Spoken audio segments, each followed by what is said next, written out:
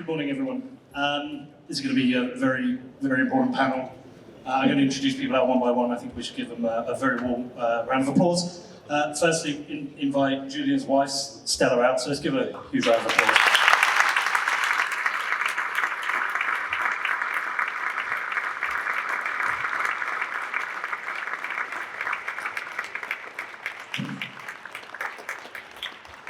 Next up, we have Julian's brother, Gabe.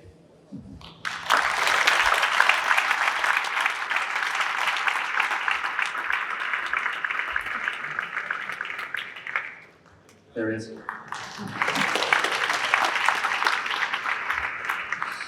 And lastly, we have Julian's father, John Shipton.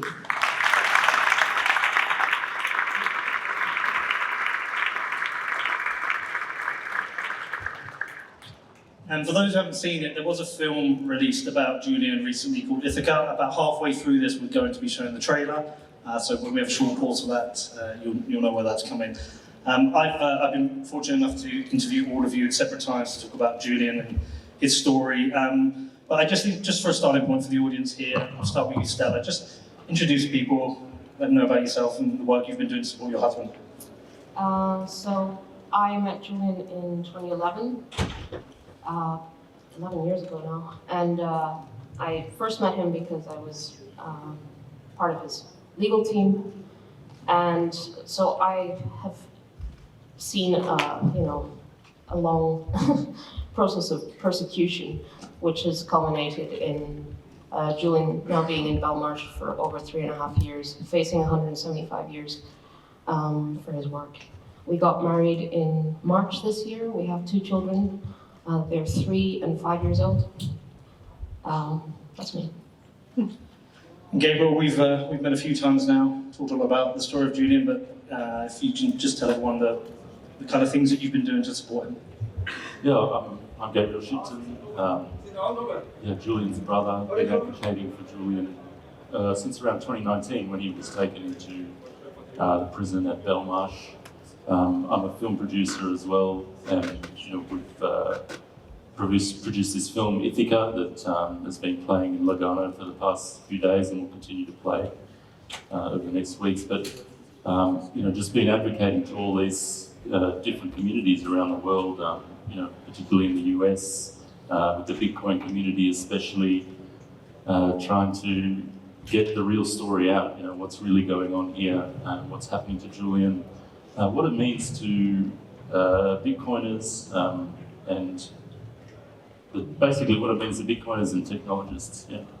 And John, I think it was about 3 years ago we met in that cafe in London. We had a good chat and managed to meet up with you a few times since as well. Just introduce yourself and what you've been doing also to support Julian. Hello everybody, thanks for coming. My name is John Shipton, Julian's father. In about the same circumstance that Gabrielle just described, when Julian was dragged out of that embassy, the Ecuadorian embassy in London. You may have seen the film of that event. I note about that circumstance was against the conventions of asylum, which are principal signatory of both Ecuador and the United Kingdom. There was no due process involved.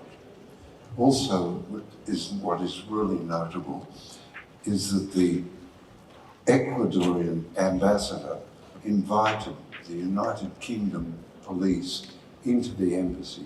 That is, he invited the United Kingdom police force onto Ecuadorian territory. These 3 really important events that reverberate right through South America and right through the administration of the conventions of asylum. So just take that as a general introduction to the vicious hatred that constitutes the persecution of Julian Assange. So This is a conference about Bitcoin. A lot of people here will know about Julian's backstory and the story of how when WikiLeaks was censored by all payment rails and had to move to accepted Bitcoin to be able to finance the good work that WikiLeaks has done. There will be people following this online, watching the live streams as well, who maybe don't know the full backstory, Stella. So could you just do a bit of an introduction of who Julian is and why he's currently being held in a UK prison? Julian is a publisher. He's dedicated his life to free speech.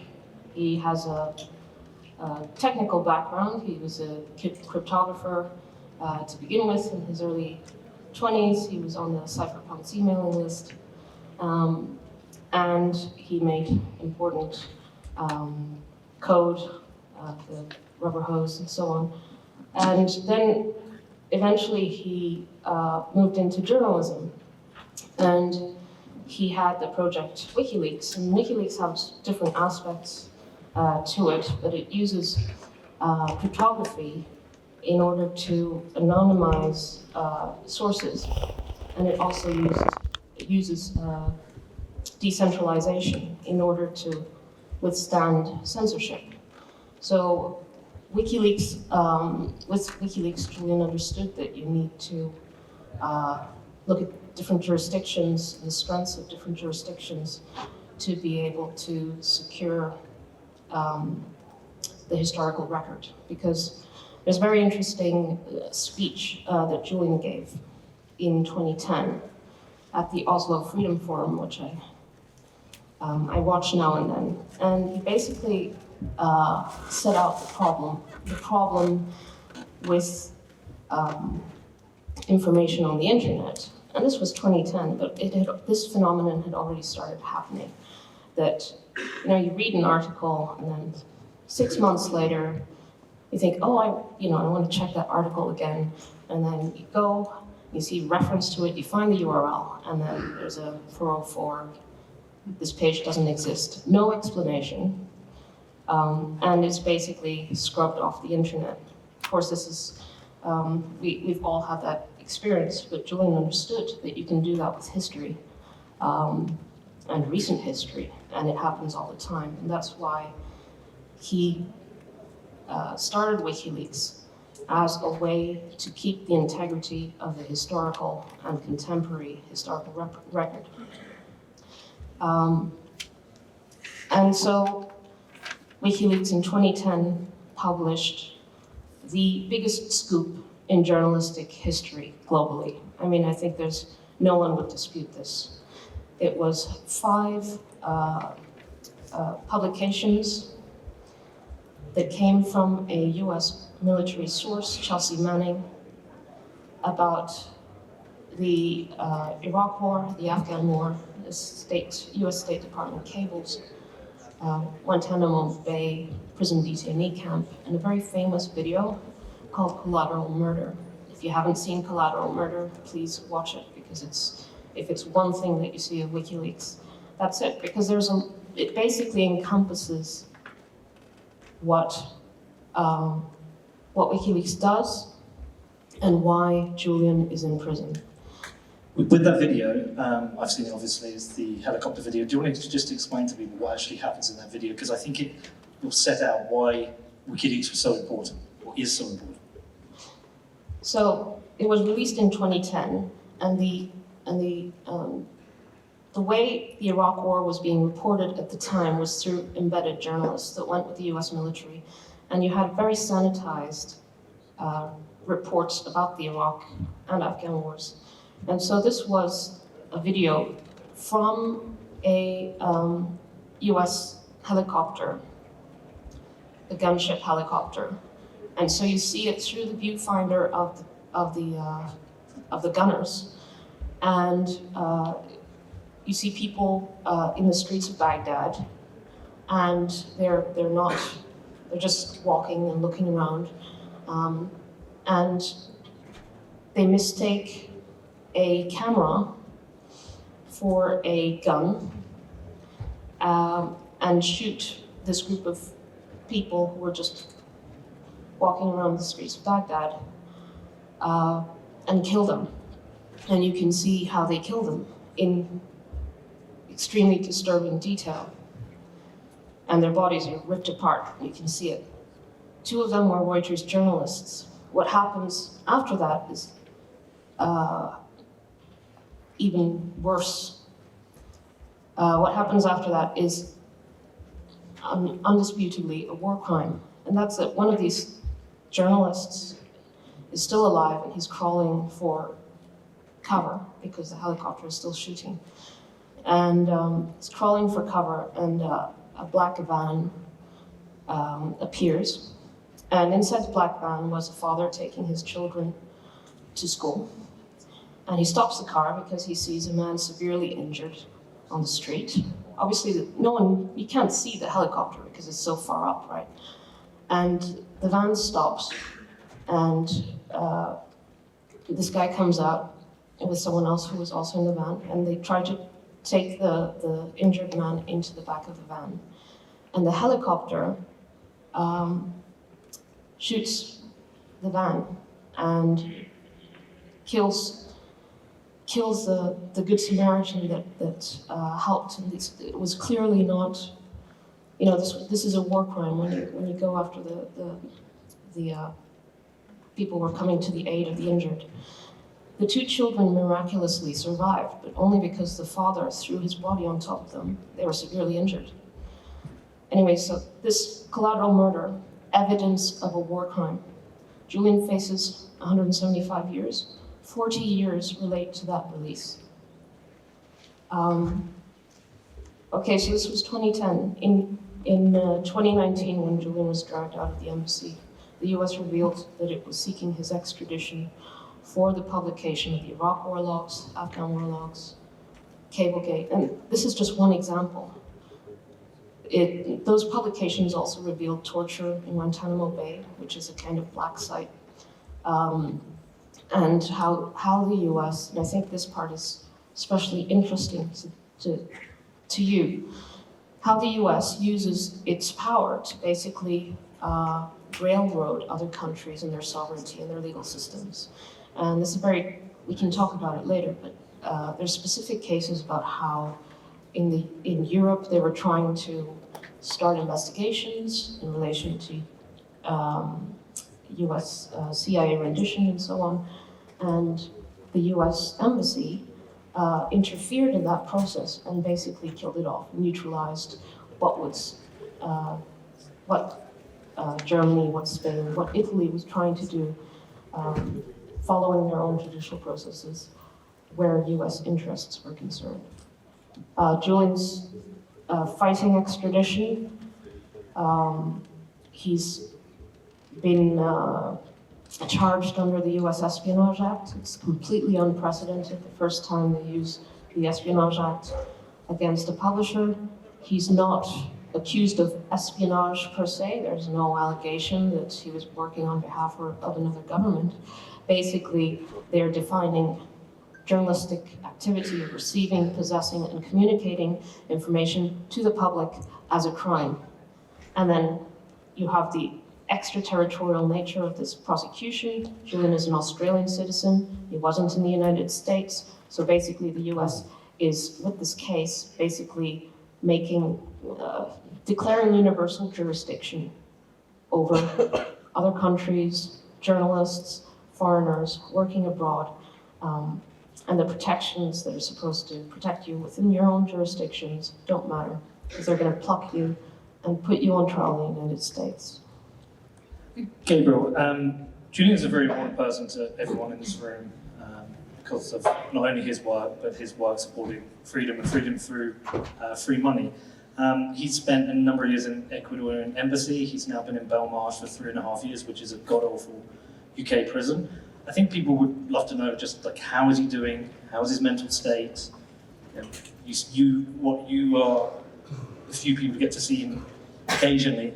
I think people would like to know how he's doing.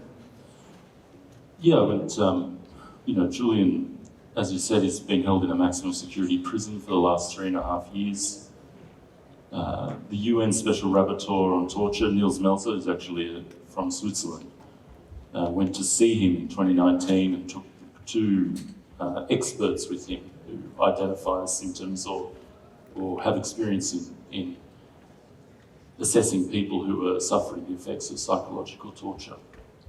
And so those experts and this professor found that Julian was suffering the effects of psychological torture. He's been psychological tortured. And the situation that Julian's in is the same now as it was then. And so that's 3.5 years ago that they released their report that was, ignored by the UK, essentially. So, his health is in decline. He's in a sort of precarious state health-wise. He had a minor stroke last October. So that is evidence of this sort of never-ending process, this punishment by process that Julian's been put through is it's crushing him physically, and that is evidence of that. I went and saw him, and we try and, he still has a fire inside him. He still has that fire to keep fighting this. And that's always stands out when I go and see him, when I speak to him.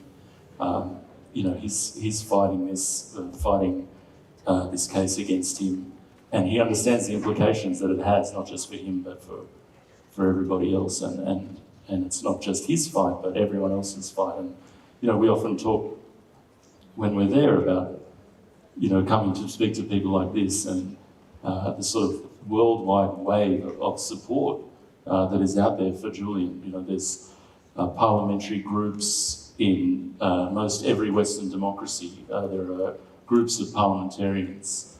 There are, Germany has 92, France has 49, even the UK has 26 in their parliament. There are world leaders now who are calling out the US. You've got the Prime Minister in Australia who's saying enough's enough. That they are doing diplomatic talks with the US to try and end this situation. So you have world leaders now who are backing in Julian. And so all this information that we bring him, lifts his spirits and keeps him going, knowing that there are people out there all around the world, who are fighting for him, and, he's fighting for them as well through this, it's the sort of once in a lifetime fight, this one. Julian, as we said before, was on the cypherpunk mailing list. We've got a few other people at this conference who are also on the site. Adam Buck and Savo, who are both speaking. And Bitcoin and WikiLeaks. WikiLeaks was like this decentralization of media, decentralization of leaks, and it identified this centralization of media and leaks, identified that problem in the media, and sought to use the architecture of the internet, sought to use encryption and Tor to solve this problem, to make a magnet for leaks where people could submit anonymously. And sort of Bitcoin grew and digital money grew from the same sort of group. It was, how do we solve this centralization of the banking system? And so really, what Julian's done is using this technology to sort of break apart the corporate media structure and legacy media. And that's why they've gone after him. They're making an example of him to everyone else, saying that if you use this technology, if you use encryption, if you use the architecture of the internet to make these radical ideas that benefit everyone and not just the establishment, we're going to come after you. And when I talk to Bitcoiners here, it's interesting, some of the very high-profile ones, they say, this isn't, I said, oh, can you help us? Because you've got a lot of power now. Bitcoin's developed, it's all around the globe. And they're scared. They're scared that helping Julian will turn the spotlight onto them. But I think what's important to understand is that if Bitcoiners and we can free Julian, then the attacks will stop. If we defend Julian, if we free him, if we're able to release him from prison, then we're standing up to this hegemon that says, oh, we can reach into any country we like and take away all your rights if you go against us. I think we're going to show the...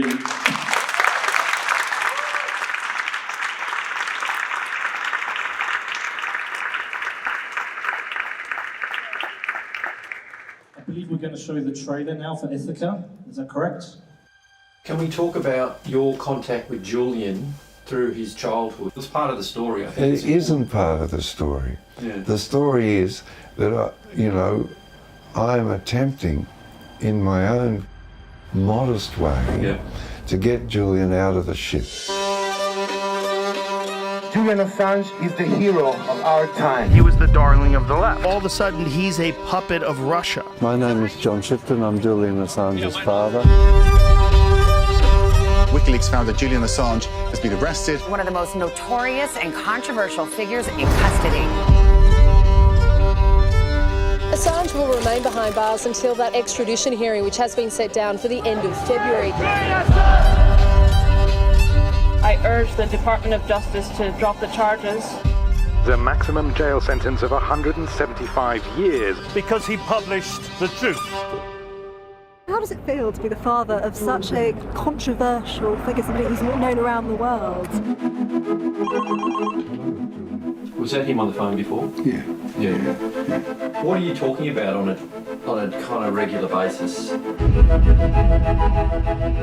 If Julian is extradited to the United States to face these charges, he will be the first, but not the last.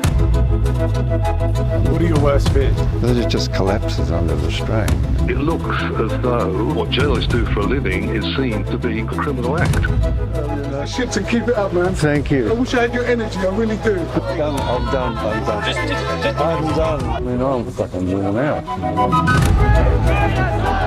Why do you think there's not a great public love and support? This is really, truly a good question. What's at stake? If he goes down, so will journalism. But if people walked away from this film understanding you, how would you feel about that? We're here, and this has only come about because we have a child in the ship, and we want to get him out.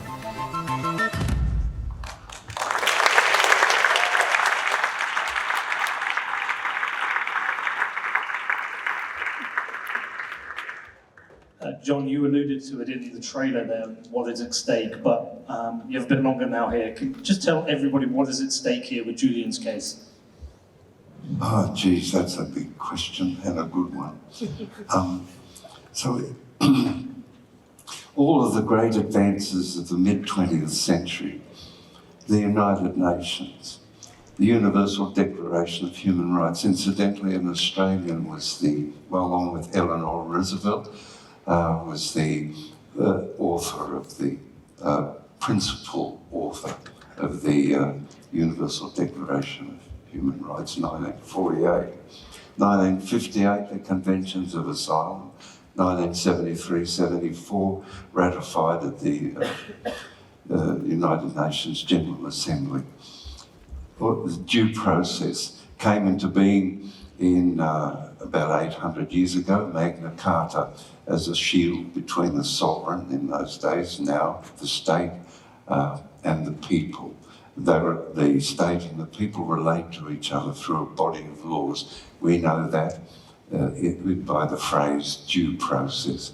Every aspect of due process has been abandoned in the case of Julian Assange. It roughly means that in the English context, that each side be equally armed.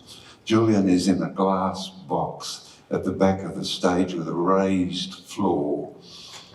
In order to speak to his lawyers, he gets on his knees and speaks through a 30mm or 1.5-inch crack in the glass box, while the barrister or solicitor or lawyer on the other side stands on their tippy toes.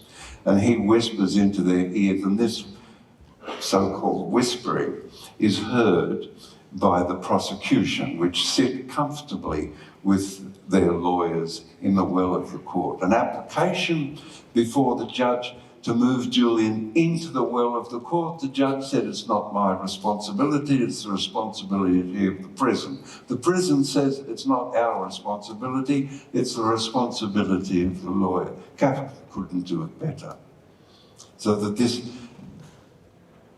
bureaucratic removal of rights is continuous. I just give those examples. Julian's human rights.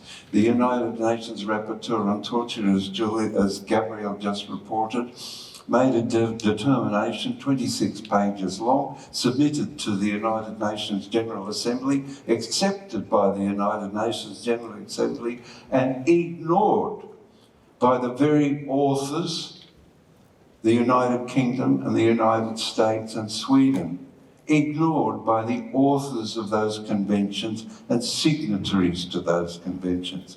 The United Nations Working Group on Arbitrary Detention, 2017, made a determination that Julian was arbitrarily detained and ought to be freed and paid compensation by those states, the United States, Sweden and the United Kingdom. The report was derided by the signatories, the United Kingdom principally in Parliament. The relevant minister said that these people who composed the United Nations Working Group were just people who wandered in off the street. The United Kingdom appealed against the determination. The working group reiterated their determination in more forceful language in 2018, February. So they're the three principal elements that hold us together as people and as states, able to relate to each other through a body of laws, to settle our differences through laws, all of them trashed, smashed by the United Kingdom, Sweden and the United States. And this reflects upon us, as Gabrielle just mentioned, that the capacity of the United States takes upon itself to reach into any society, anywhere, and pluck out those that it doesn't like for the moment, who feels that the Department of Justice or the CIA or one or other of the United States institutions feel that you've offended them. They take you out and throw you into a dungeon for 175 years. This is a bleak circumstance that I've described, but there are means to, well, I see this, that Julian Assange and his freedom falls upon the shoulders of civil society. There are no lawyers going to get Julian out. They will helpfully delay and fight ferociously and fiercely for the application of laws. But it is a veil over a political persecution. The point is to remove from us the capacity to relate to each other through the accumulation of knowledge. And just a last point, which interests me, is that Julian, in a brilliant moment of insight, understood that you could hold on the internet information which all people all over the world who had an access to a computer, any library could access this information and build a body of knowledge with which they could review government policy or create policy. For all genius, in my view, emerges from the mass, from us. So that, and in Bitcoin, again another thing that attracts me, is the capacity to decentralize and have a peer-to-peer relationship so that we can extend, deepen and further our understanding of each other and our contribution to the structure and nature of our communities. Sorry, that was a bit of a rant, but I think I covered the stuff.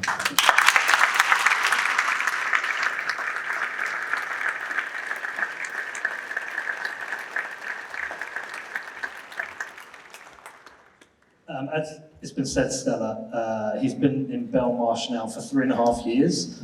What is the current legal status? We're aware that his extradition was originally rejected, and sadly Preeti Patel got involved and overturned this. What is the current legal status? What are the next steps and what are the key dates? I get this question a lot, and then I immediately reject it. Okay. Because it basically buys into the illusion that this is a legal case, and this is a legal process, and that this is a perfectly normal, under control situation. And really, it's a political case. And it should, in my view, always be understood in those terms. So we can talk about process, but the process to me is irrelevant. The process is a means through which Julian's punishment and incarceration and silencing is being furthered. Well, then I have a different question. How do we break down and destroy this process? Like, what can we do? What can people here do? Well, it's partly through understanding. An understanding that this isn't just about Julian, as Gabriel was saying. Julian is a pioneer, a tech pioneer, and we see how recently there was an arrest of a developer in the Netherlands, and you know, there's what they've done to Julian is part of a push and trend towards taking out, and with the arrest and attempted extradition of the Huawei CEO, of using extradition and the criminal justice system in order to further the US administration's political agenda, and you know, it's allies. So, what can be done? Well, it's hard to say in general terms because each of you, you're seated here, you're obviously interesting people, each with your own networks and interests and capacities. There has to be a concerted effort to free Julian in each and every level of society, political, legal, at grassroots level, cultural level, and that's why the Bitcoin community is so important. I mean, you'll remember, you referred to it earlier, and maybe you have all heard it many times, but when Julian was publishing these Manning leaks in 2010, there was a banking blockade. And how did that banking blockade happen? Well, extrajudicially. Basically, there was a couple of senators that called up Bank of America and PayPal, and then PayPal, Bank of America, Visa, MasterCard, and a few others got together and said, well, we're going to stop donations to WikiLeaks, because WikiLeaks at the time was receiving, and still just receives donations from the public. That's how it stays independent. And it was receiving, the average donation was $25, and it was receiving something like 100,000 a day at the peak of the publications. So they stopped it from one day to the next. And then WikiLeaks was able to litigate this in Iceland with a Icelandic intermediary for Visa, and won the case eventually in Iceland. So basically, if they have the means and the power, they will use their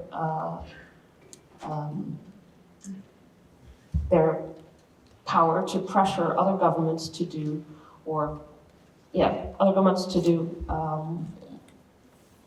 what they want. And I was referring to this earlier in Germany. I mean, Germany, a pretty powerful state, tried to investigate the torture and rendition of one of its own citizens, Khalid al-Masri, who was abducted and flown to a black site in Iraq, and he was tortured.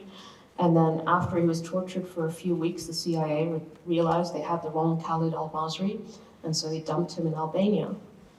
And then he went back to Germany, and no one believed him that he had been just taken by the Americans and tortured. And he was treated like a madman for a while. He tried to litigate in the United States. Eventually, they threw out the case because it concerned national defense matters. He eventually won his case in the European Court of Human Rights against Macedonia and Albania, but not against the United States, and used WikiLeaks cables that referred to his rendition in order to win his case. The case against Julian is an attack not only on press freedom globally, because Julian's Australian, he was in the UK, it's nothing to do with the US except he exposed US crimes.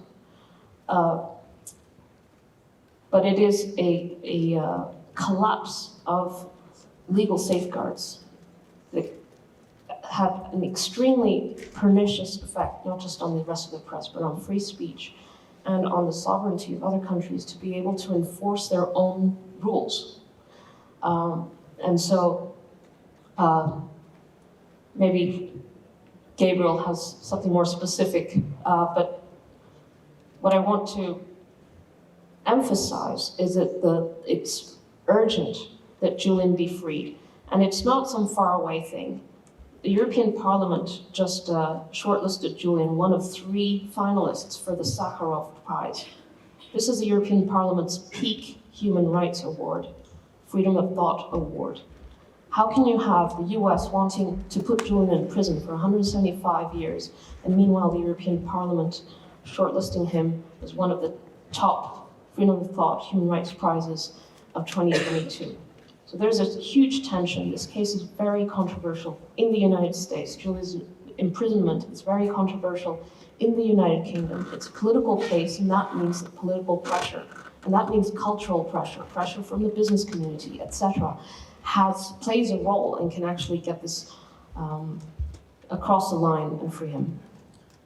Yes, Gabe, what can people here do? What do you want? What's the actions you want from people?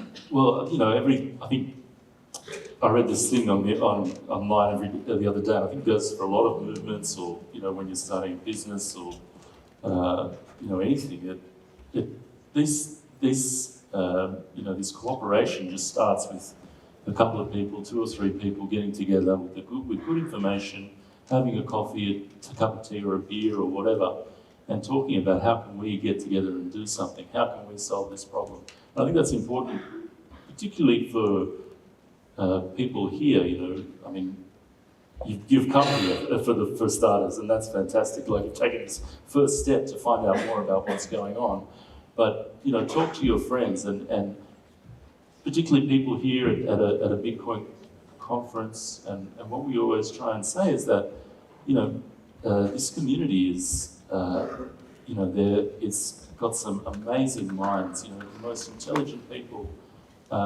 Some of the most intelligent people in the tech world are in the Bitcoin community, and they've amassed this sort of global network now.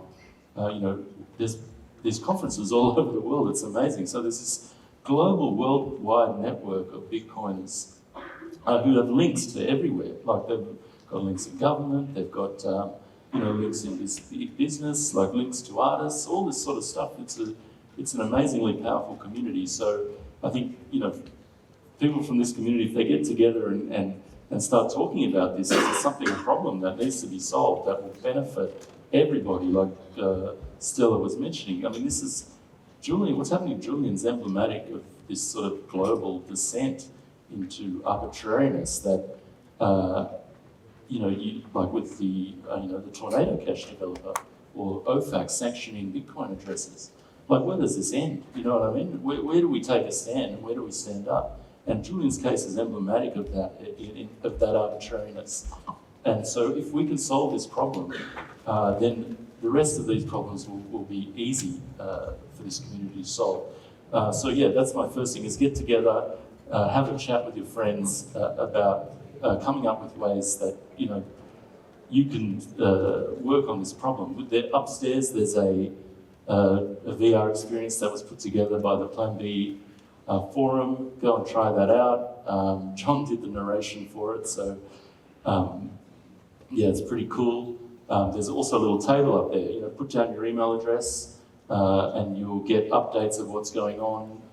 Where there are actions around the place. I don't know how many of you actually go to like street protests or anything, but you should try it out one day if you're, There's merchandise. There's pins and badges and stuff like that. Follow Stella or follow myself on Twitter. Our DMs are always open. Send us ideas. I was speaking to one gentleman, Jaco, before, he's here. He's a lawyer in Costa Rica, part of the Human Rights Court of Latin America. And so he's going to start doing stuff for the Human Rights Court of Latin America. So these interesting connections that we can make at these conferences, and I think that is the most important thing to do, is get together and talk about it. And I'm sure you'll come up with something cool. John, it came out recently that there was a CIA plot to perhaps try and murder Julian. How much do we know about that? Oh. And what does that tell us about the seriousness and the urgency of this? Oh, gee, the CIA. I'm not really across that. I think better ask Gabrielle or Stella. Yeah, I'll come back to you afterwards, Stella. What do we know about this? Well, it came out of a report a year ago now. 3 national security reporters in Washington, D.C., who, they're very established, and they had this amazing investigation.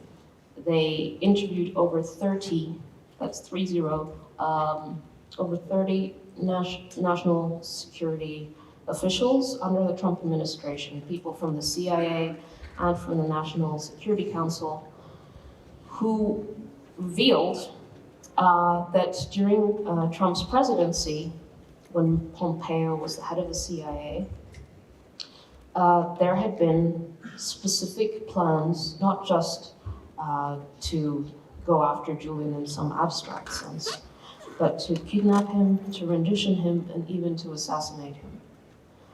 And having experienced that period, this is end of 2017 into 2018, leading up to Julian's arrest, there was a concerted effort of intimidation on every level.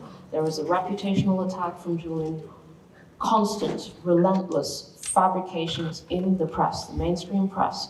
The Guardian published a completely fabricated story on its front page, which now everyone knows, and the Guardian itself is, basically a shit rag. So this was the political, this was the perception attack on Julian in order to try to reduce his political capital leading up to his arrest. When you're fighting a political case, if you don't have political support, it's very difficult to fight it. So that was, and inside the embassy, it felt very, very scary. I felt that anything could happen to Julian. It's very interesting how just instinctively you feel these things. And there was this investigation in the United States, but there was also whistleblowers in Spain. So as soon as Julian was arrested in 2019, 2 people went first to El País and then to the Spanish police and revealed that they had taken part in operations, secret operations inside the embassy against Julian, and that they had been told by their boss that they were working for the CIA, and that they had discussed how to poison Julian, how to leave the door open so he could be taken away deniably, how they had received instructions to take the DNA of our 6-month-old baby. So we knew the kind of implementation, operational side of it, but then last year we had this investigation by these 3 national security reporters that revealed kind of the Pompeo plan. This is how far it's gone, you know, that Mike Pompeo, and the reason they spoke to the journalists were because even within the CIA and National Security Council, there was like, hold on, this is going too far. But, you know, who knows if Pompeo's back, and the fact that the extradition case is even still in the courts with this information out, that Julian, there was plots to assassinate him. Not only that, there's evidence because terabytes of information have been seized from this security company in Spain, and there's going to be a criminal trial against the CEO, showing that even Julian's legal meetings were being spied on, like deliberately spied on.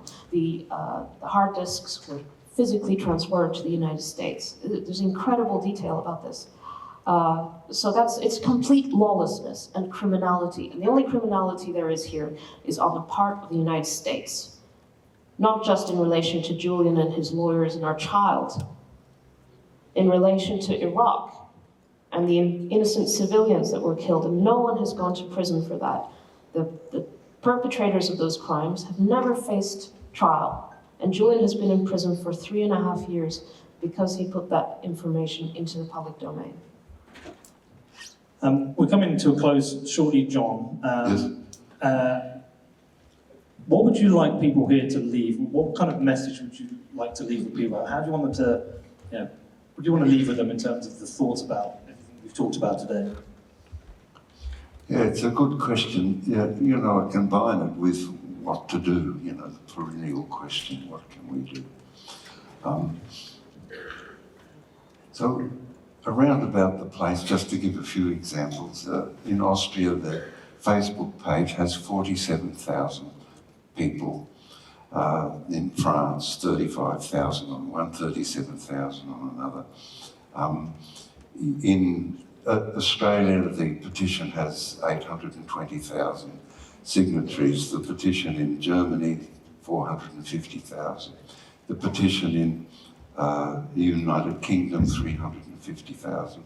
And so it goes. We toured the United States, 16 cities in, I think, 3 weeks. And at every event, we had a crowd, and in some cases, full house. In Oakland's, we had over 1,000 people that's donated $14,000 to the campaign. So the impression that I'd like to leave you with is that it's a heartfelt, worldwide, global sensibility rising up in the hearts of people. The interviewer this morning asked me, was it the Kant's categorical imperative that we have within our breasts a yearning for justice and a revulsion at the sight of injustice. So I'd just like to leave with the impression that worldwide we have found we are uplifted by the support that it manifests and pours forth as a Niagara pours forth to support Julian. And thank you. Yeah.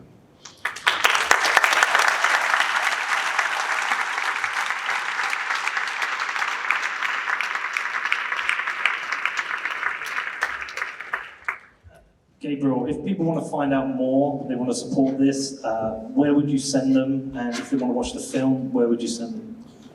Well, the film's playing 3 times a day as part of the festival, as part of the forum schedule. So you can go and check that out. Otherwise, you can go to ithacamovie.com to find out where it's playing next. We'll be we're having our North American premiere in New York on the 13th at Dock NYC, the SVA Theatre for any Americans here, come down. You can, there's the table upstairs where you can take the email, particularly, I think, Twitter, Stella or myself on Twitter, and we're always keeping up to date, and as I said, the DMs are open, so just open up your phone and follow Stella or I on Twitter, and you'll be up to date with the latest goings on around the world. It's like, it's pretty hectic now, like, you can, there's always some news somewhere that we're feeding into the thing, so you get a real idea of the size and the scope of the global movement that's happening here. Anything to add as we close up? You can also donate to the Legal Fight for the campaign. The Val Holland Foundation, that's WAU, Holland Foundation in Germany. It's tax deductible within the EU and accepts crypto as well. And don't extradite Assange. And Julian's a freedom fighter. Fights for technological emancipation, for free speech, and now we need to free the freedom fighter.